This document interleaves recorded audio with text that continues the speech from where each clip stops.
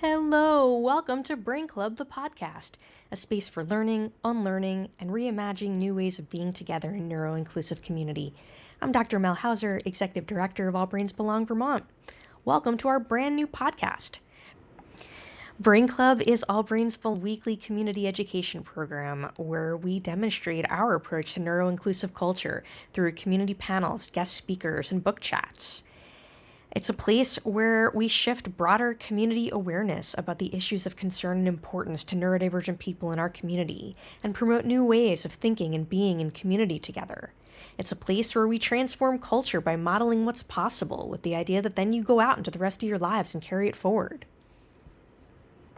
You can already access all the recordings from our website at allbrainsbelong.org, but our community asked us to turn it into a podcast, so here we are. These conversations are not medical advice and they're not support groups. They're an invitation to think differently about health, connection, and how we build systems that include everyone.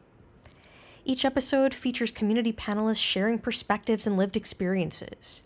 We hope you'll listen with curiosity and reflect on what it brings up for your own life.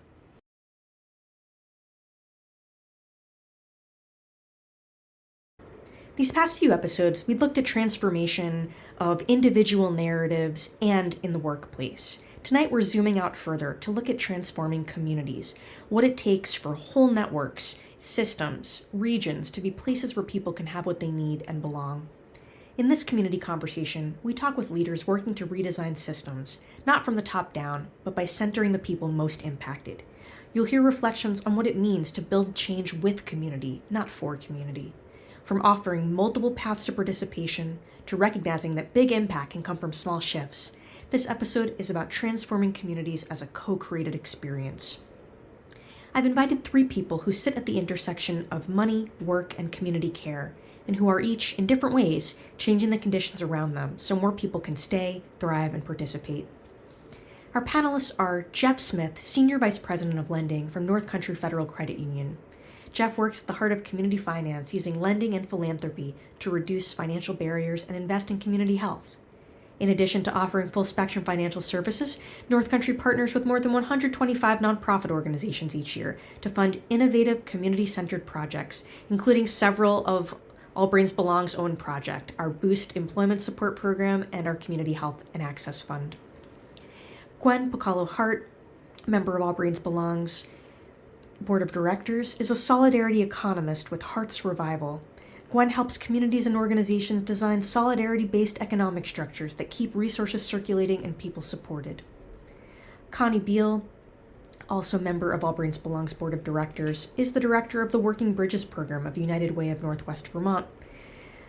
Connie partners with employers and workers to remove day-to-day barriers like transportation, childcare, and housing so people can stay in their jobs and in their communities by embedding resource coordinators in workplaces to problem solve and connect to basic needs.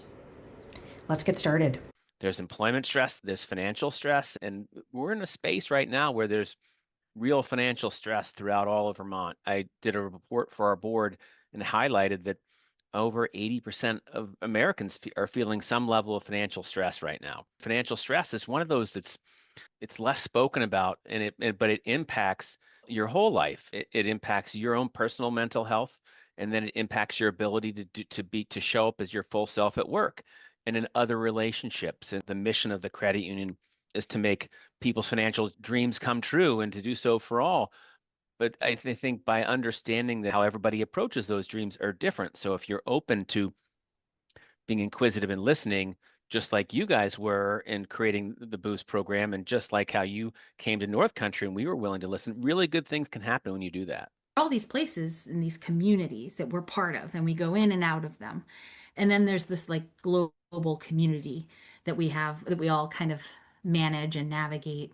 But within each of these hubs or these communities we're part of, there are great assets and resources. I have been on the ABB board for less than a year, and this is an awesome experience. I come from a financial and business strategy background. I've worked in economic development and entrepreneurship development, more specifically, for a long time. And I do think that entrepreneurial thinking weaves within every facet of what I observe here at All Brains Belong. And that really watching that level of innovation, of radical hospitality for all people, that is one of the ways that I see All Brains Belong transforming communities and transforming systems. We think a lot about like the empowerment piece and the narrative shifting piece. It's Yeah. the idea of when you recognize that you're not broken and you're not alone, that shift is what makes everything else possible. How does this connect to your work with Working Bridges, like narrative of I'm broken, I'm defective, and the systems thwart me? Like, how do you see that playing out for people? I mean, I think it's at the very basic root of humanity and being able to be ourselves and ask for help. I think it gets to the very basic principle of I know when I've felt inadequate or not enough that I find it harder to ask for help. I feel I have to, I'm ashamed. I feel this like sense of I'm a burden. How very different the experience of transforming a community is when there is a way around or out of scarcity. One of the things that I observe in people who are starting businesses is there's a scarcity mindset often that we think we can solve with money, but it's actually a problem with the way that we perceive what's available to us.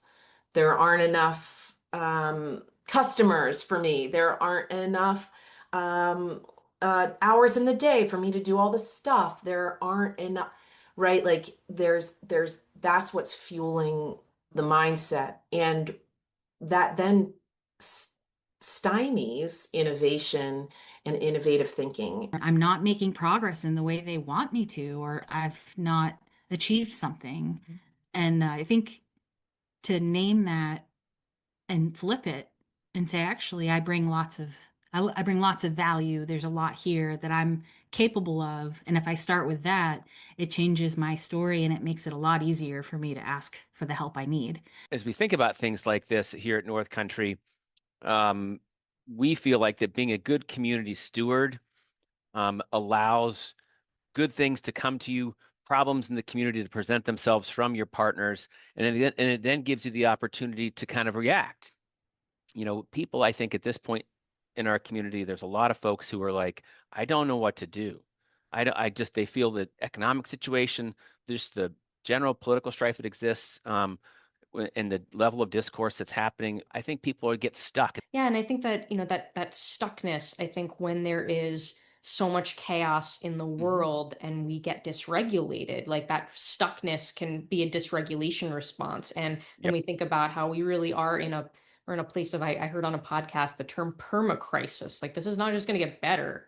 And so what do? You can't just freeze. You have to do something. It's difficult to see a system not support the people who got into the system to take care of people. Going to my primary doctor for something that needs to be fixed often left my appointments feeling like I have work to do and that I'm somehow not meeting expectations or that I'm not enough or that I'm unwell.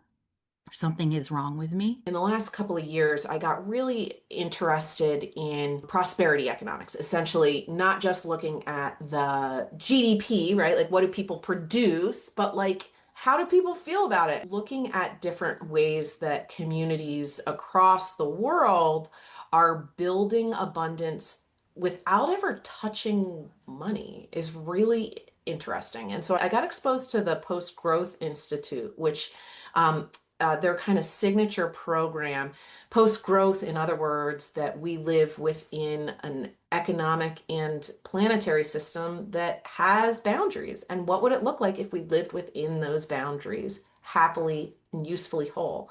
One of the post growth signature programs is this needs and offers market. And I went through a training and was telling Mel about it. I don't even know how we got to it, but Mel said, why don't you try it here? And it's following this whole idea of like solidarity economics In other words, how do we meet our needs outside of a traditional transactional system? Essentially, a needs and offers market, if we're going to describe it. You get together, you do some grounding together as the community, and then you have a shared spreadsheet and you just type in what are some things that I need. And then we talk about what are some things I can offer. And it's anything from, well, in our community, it was everything from like feminist economic theory discussion to I really need someone to help me get my thesis done.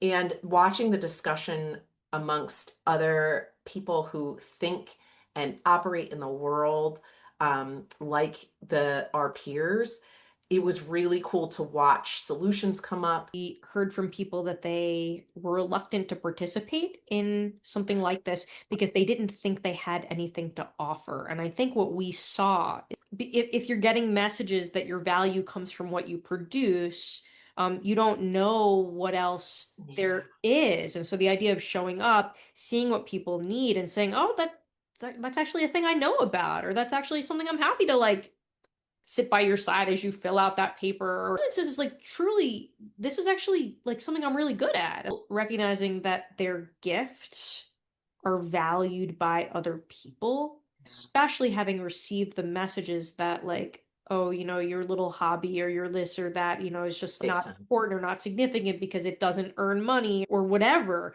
It's just like, no, actually, this is quite helpful to your community. You are valued and appreciated just by being in the community. And I think that you just triggered something else for me, which was how you build time, how All Brains Belong builds intentional time and reflection and germination time into processes and experiences.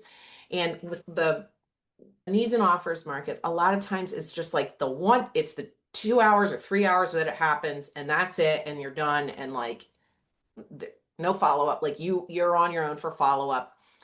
And one of the ways that I also think it's cool to watch how you're building abundance and transforming the community is you're intentionally matchmaking and taking time to appreciate each need and each offer.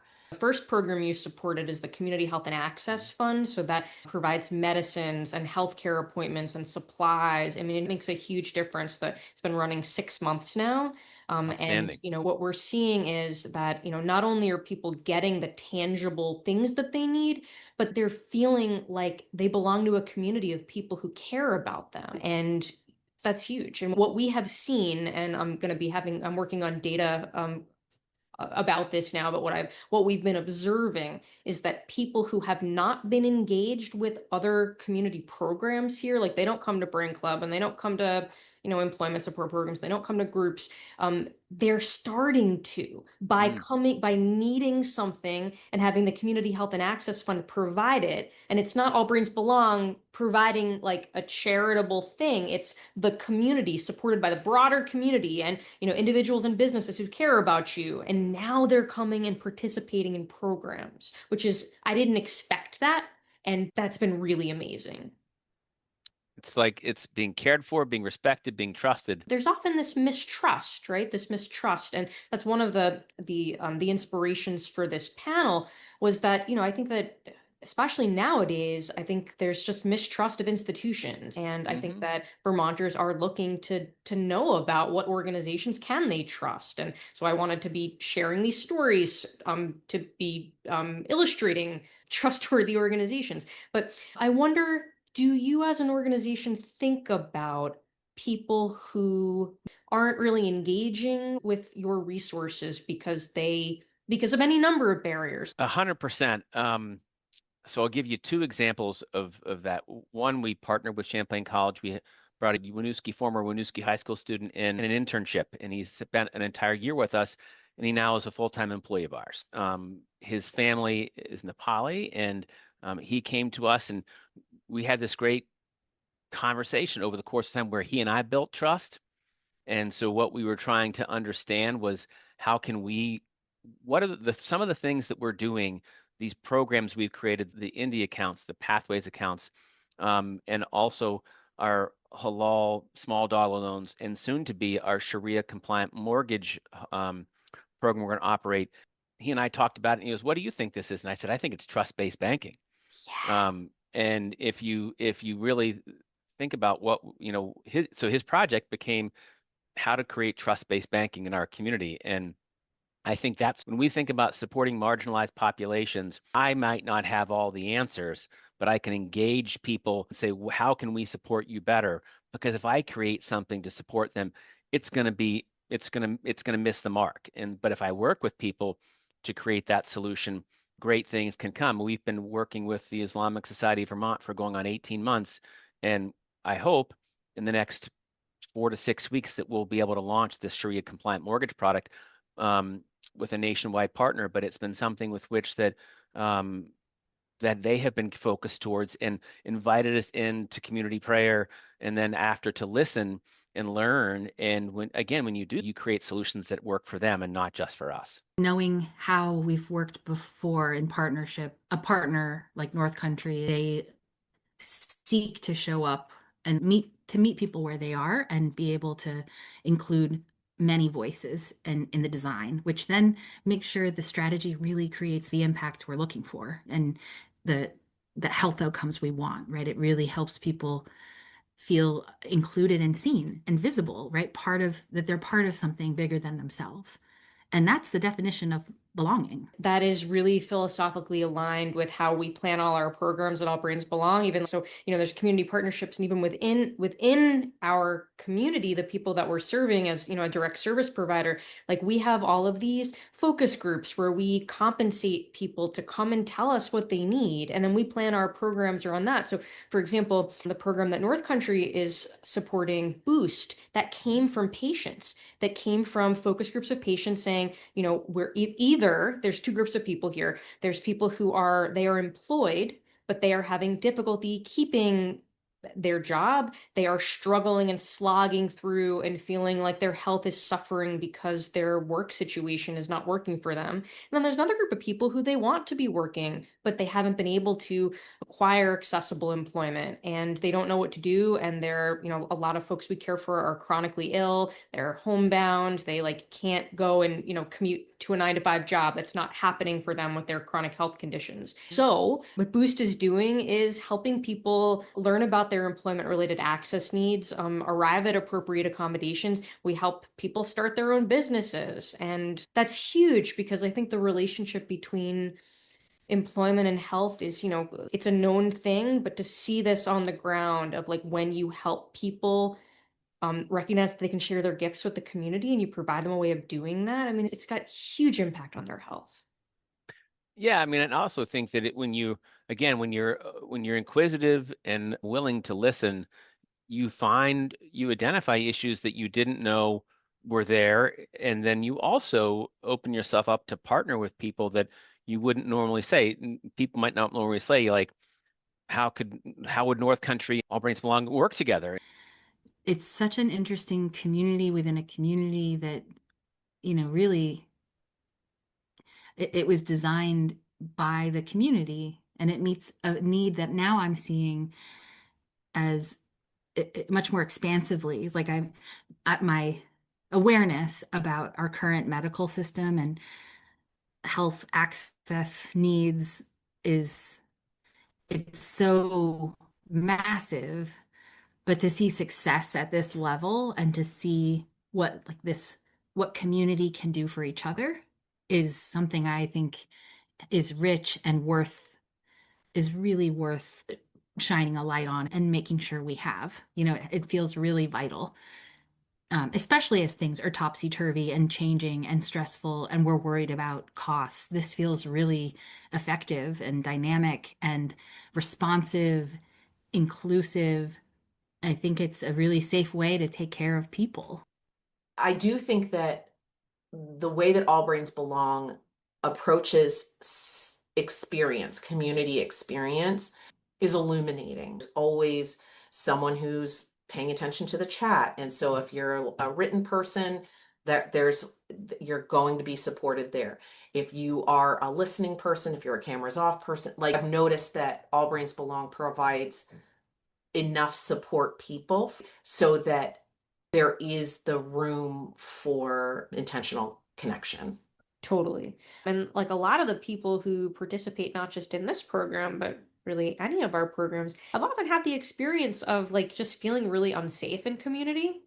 And just they've had really bad experiences and feeling, othered and left out and, all of that. And so a lot of times people show up like expecting it to be bad. And then they're like, oh, huh, that's so interesting. This was different than I expected. With the needs and offers, we changed the name. We don't call it a needs and offers market. I think we just call it an experience. We got market out of there because we saw some friction with some clients who were kind of like, wait, this still feels really transactional. Small things about language, really matter, and it just becomes kind of using language with which that connects with them means it becomes respect. And when people feel respected, they feel trust. Think about, intergenerationally, a lot of the people we serve have grown up such that they didn't learn about money and they feel a lot of shame around money and a lot of shame around, difficulty managing money. And so they just like, there's just this wall. I can't go there. I can't do this. And so there's also the accessibility of resources and information. One of the things that was really impressive was the graphic that outlined the roadmap to onboarding with the pathways. Most organizations don't have accessible information about their programs. Even if they have a resource, people can't access it. They're like, oh, that's not for me because I can't understand that. We don't often see ourselves when we're in a specific situation that we're actually in, because we don't want to be in that situation. So that program also was conversations with both the United Way of Northwest Vermont and the Green Mountain United Way. We were talking about an alternative checking account, and we had a kind of a design for it, and they were like, but that's not what people really want and need. They need a pathway. And I was like, boom, it was the light bulb went on, and I was like, wow, that's interesting. And we were presented with the opportunity by one of our community partners, the Green Mountain United Way, and said, young people in foster care that don't have guardians willing to sign for them with a bank account can open a bank account. And so as we think about those things, it was like, what's the ask? And the ask was, can you do this? And there are times when you just have to say yes and figure out the details later. And we didn't completely do that. We said, well, we think so. And we worked with compliance and said, yeah, we can. But you just have to walk into every situation knowing the risks and understanding them and finding ways to mitigate them so that you can protect the organization as well as the people you're trying to serve. And I think about the ways that like Kid Connect, like that's a great example of transforming community. Are you kidding me? Time out, you need to hear this. So maybe this won't, maybe it stays in, maybe it doesn't, but we matched these Sweet Little Loves in 2022, in June 2022, when the program first opened. And so they were like in our first cohort of making matches. They were 10 and they were each other's first friend. And they've been meeting weekly since that time. And then 2 weeks ago, one of the kids who lives in California, the other lives in Vermont, one of the kids and their family flew out to Vermont and they met their Kid Connections match for the first time. And I was there when it happened. Are you kidding? It was magical. And so one of the things at our birthday party yesterday, I'll send you the video, is magical. There's a video clip, like a 10-second clip of this kid who's now 13 talking about flying across the country and meeting his Kid Connections match and like why this mattered to him. It's magical. That is transformative. Like I have no words for that. I'm not surprised and yet I'm astounded. For us, it's about empowerment becomes when you're ready to begin this journey, we're here to support you and lift you up and help you in that path and not cure you. We're going to support you. And one of the things that that I think has created a lot of support within our organization is partnering with local high schools and bringing financial reality fairs to those places and giving young people a chance to have real life financial situations to consider and make a bad financial choice. It's a safe space, and they come back and say, wow, I ran out of my budget. I can't actually do all those things. I'm going to come back. And then when people come back, they're open for a conversation. It's okay. This is a safe space to learn. We're planning one with the King Street Youth Center has a great new program called the Academic Career Exploration Program.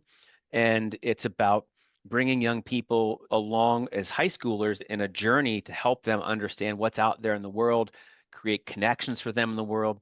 And so we're going to, in April of 2026, we're going to do a financial reality fair at King Street for all the ACE program participants of the BIPOC community and many new Americans. So We can all be in pursuit of what we know is good for us, and we can make decisions about where we want to be and where we don't want to be. Um, we probably all have times and stories where we could say that wasn't good for me, or what this and this has helped me get over here and where I want to be. And maybe some of that feels kind of normal, like we're gonna have to figure out what's good for us and where we want to go. Where do we bring our gifts and our assets and the way we work? Where does that shine? And then once we're there, once you're in a place where you know that's where you shine, if only the thing. And that's where I think you're right. Like a lot of times I think it will come from leadership, from how the organization itself is doing. So really, it almost isn't about the individual so much, because if the organizational culture is one where certain things are accepted and it's just the norms, it's really hard. You're not going to change that person by person. You need the team or those individuals to be well supported in a very clear, this is how we want to work. What's the shared vision, And if that shared vision doesn't align with how we show up in our workplace, well, it's that's a really hard, it's going to be hard it'll be like a fight, right? And a fight for safety.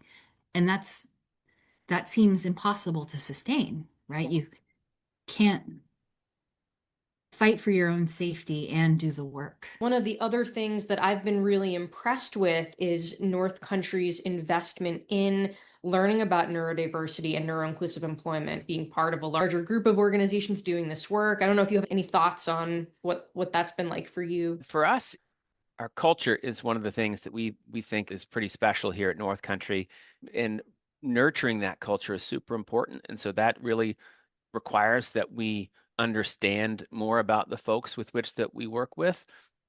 Having a staff of over 200 people, you're going to have people from all walks of life and all spectrums. Finding ways with which to let them know that they're supported in some way, shape, or form is super important, because when you think about psychological safety and emotional intelligence, those are things with which that are key drivers to culture, and they're also key drivers to success.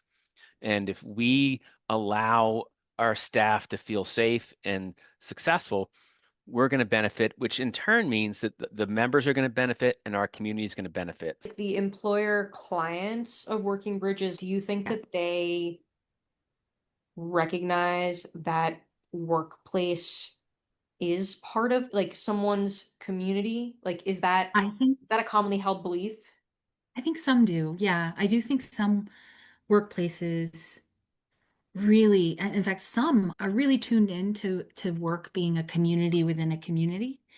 Others maybe don't. I think it kind of runs the gamut. I think there are a lot of, and it may come down to size, ownership, different variables. And I don't know that I can succinctly say, oh, it's these variables that mean they care about community or that they recognize the inherent power of community building within their company.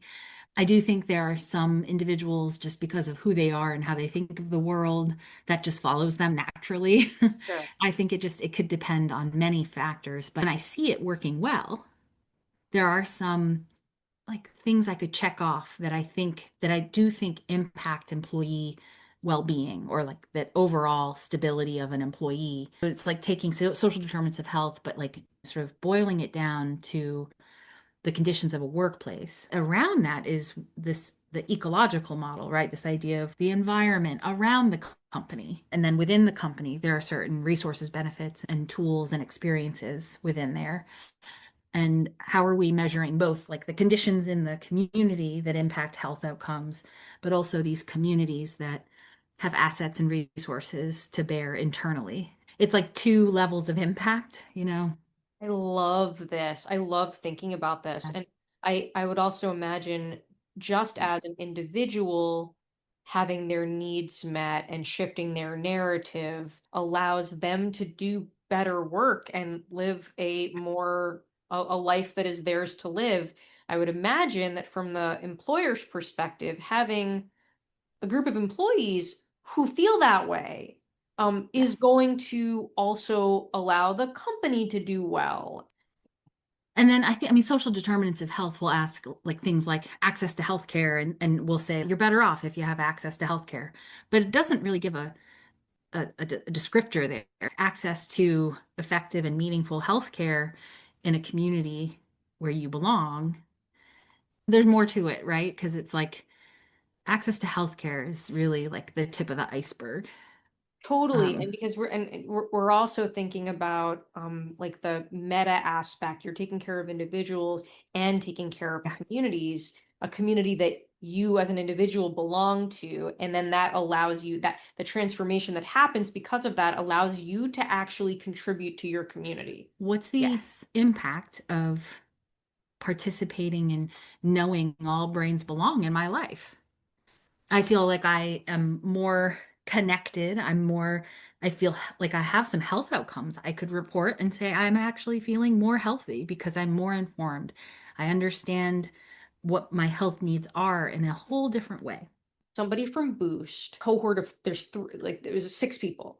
Amongst that group, one of them was starting a business to consult and grant write. One of the people in Boost hired the grant writer to write a grant to make her services accessible to other people in the community who needed them but couldn't afford them. But meanwhile, another member of the Boost cohort who we helped start an OT private practice, she's now the OT for the child of the first person in Boost. I mean, it's almost like a bit of a circular effect, right? Because and that's what makes it kind of this like more sustainable model, really, is that community's looking after community, which means if community values this and needs this, then we support it.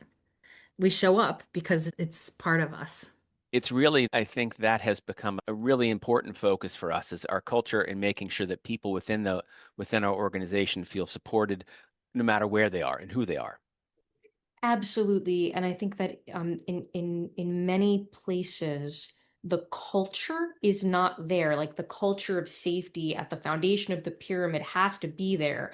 And when that's not there, I think organizations struggle to create conditions under which their employees can do their best work. And of course, the downstream implications of that.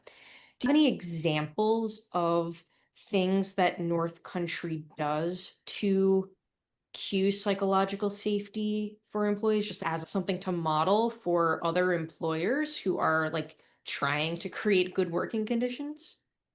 Yeah, so we partnered with a New Wave Equity Corporation over the last 3 or 4 years to do some surveys to learn about our culture. From that has come out, we have an employee resource group that has a focus on, diversity, equity, and inclusion. That's understanding what your employees need and want. And those we find information through those culture surveys that we do with New Wave, um, and it really I think helps inform you of do people feel safe and what are they looking for. And so if we have this group of our employee resource group is one that provides feedback to us on a pretty regular basis and has been one that has um, helped push us to you guys for the training that you provided to our organization. So I think it's being open to taking feedback from staff about what they would like to see and what they would like to have us be working towards. It sounds like the structure and the routines and like the infrastructure that you have with internally very aligned with exactly what you described is your external community relations, that you're taking feedback from the people you're serving internally or externally and finding out what they need and designing programs accordingly. I love that. Providing that holistic, meeting everybody where they're at is a key part of this conversation around transforming communities. You can't transform the community, A, if you don't know where they are, and B, if they don't want to interact with you. They are unable to interact with you because when the things move too fast or they're only offered in a one size fits all way, like people might want to interact with you, but they just can't. I think that the way that the needs on offers markets have happened at All Brains Belong have been like the quintessential there's abundance in our community, there's abundance in life that I just had to say something about it, and my needs were met in ways that I wasn't expecting. Anytime I get to spend time in the room with the whole crew at ABB, I like leave inspired and hopeful in a way that I don't expect. It's awesome.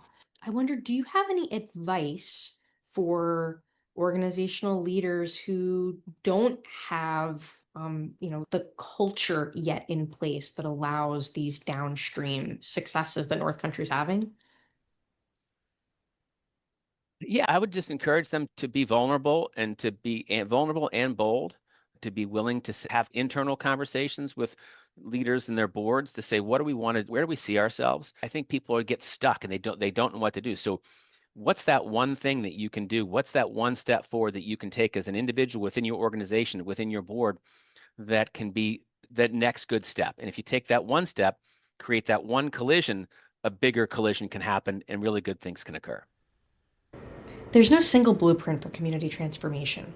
But when we start with trust and create space for people to participate in ways that work for them, change becomes possible. Thank you to Gwen, Connie, and Jeff for showing how small shifts in how we listen, connect, and show up for one another can add up to something much bigger. Thank you for sharing what this work can look like. If you want to keep exploring with us, you can join our live Brain Club events most Tuesdays at 6 p.m. Eastern. You can also dig into our free digital resource library with all the recordings from the past 4 years at allbrainsbelong.org. You're not alone, and we're glad you're here. See you next time.